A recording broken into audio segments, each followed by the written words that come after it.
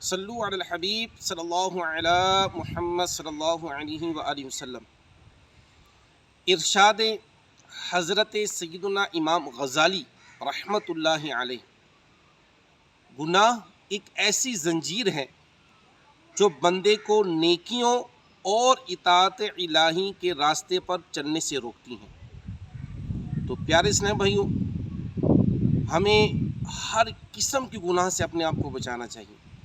آج اگر ہم اپنی زندگی پر غور کریں کہ آج ہمارا نیکیوں پر دل نہیں لگتا، اطاعت الہی کے راستے پر چلنے پر ہمارا دل نہیں لگتا، آئیے ہم غور کرتے ہیں کیوں نہیں لگتا، وجہ کیا ہے۔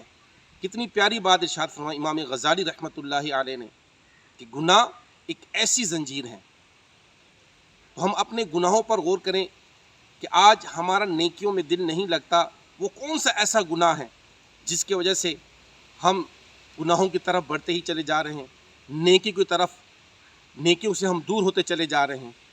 تو آئیے نیت کرتے ہیں کہ انشاءاللہ عز و جل اپنے آپ کو گناہوں سے بچاتے ہوئے نیکیوں میں گزارنے کی ہم کوشش کریں گے۔